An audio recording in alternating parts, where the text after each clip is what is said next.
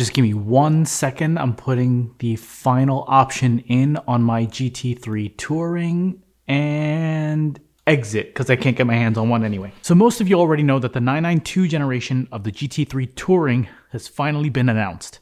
And so I figured I'd make a video about my thoughts because I'm now a pundit. But nonetheless, I figured this would be a nice continuation from my thoughts on the GT3 announcement a couple months back. Now, in Chris Harris's video review that I had made, I did mention that there were certain things that I would hope would be on the GT3 Touring that I thought wouldn't be there. Nonetheless, it's now here and we now get to take a better look at it. The main features of this are just like the last GT3 Touring, the deletion of the wing, making it look much more subtle, more daily drivable, more discerned, and that grille on the back of the deck lid with the GT3 Touring badge. But what I'm going to do is I'm going to make a quick note of the exterior styling changes, some of the interior additions, which aren't really that much.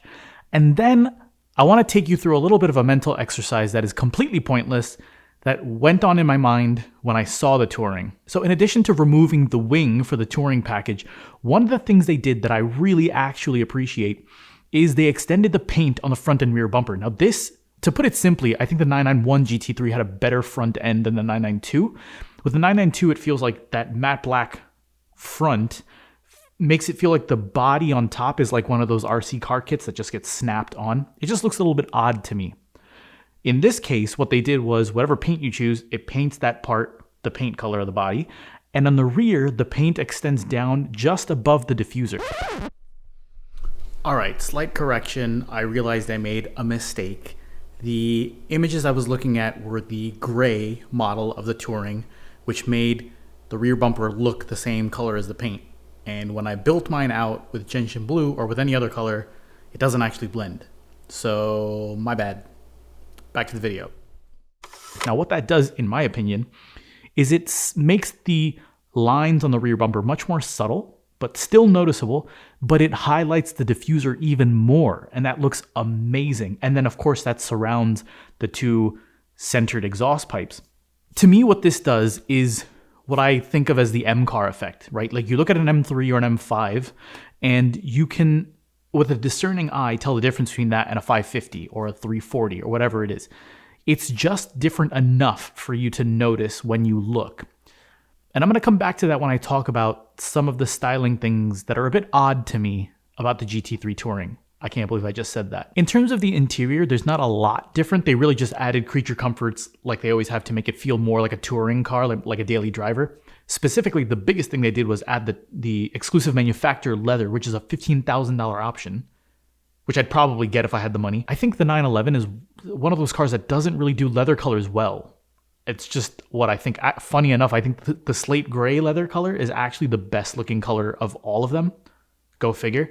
But specifically on the carbon bucket seats, the beige actually looks amazing because it contrasts with the carbon fiber seat itself.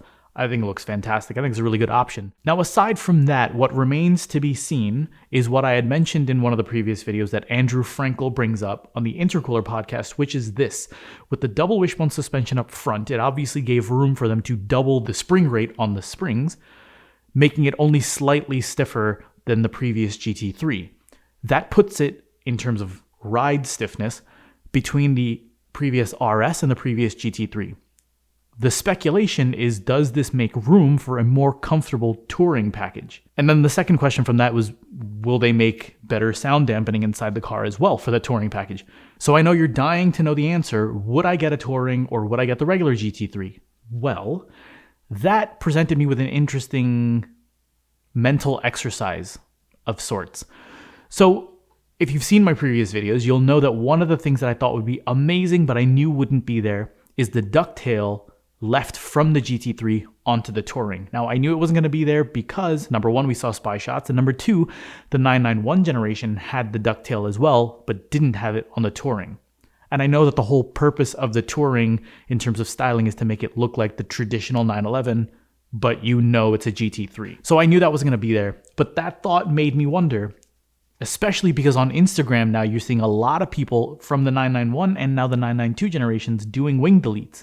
So this is clearly something that a lot of people are thinking about. So then I asked myself, which one would I end up with? Here are my thoughts on pros and cons, having not driven either of them. So the pros and the cons of the GT3 non-touring.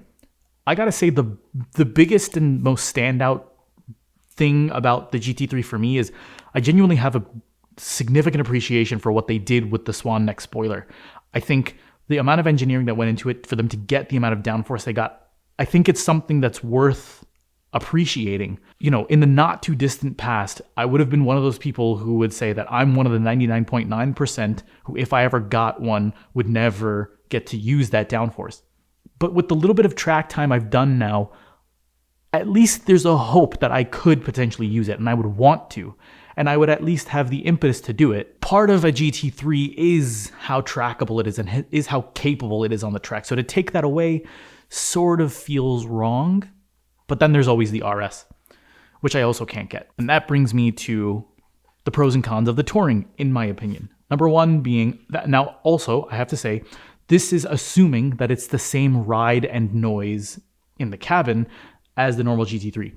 If it's more comfortable and more quiet, I think it's really hard to, in my opinion, I would probably go with the Touring for sure. So now on to the pros and cons of the Touring, in my opinion.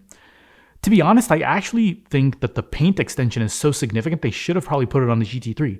But saying that, they probably saved it for that particular reason because they knew there would be a significant difference. But here's the thing that's actually the con, and this is going to sound a little crazy.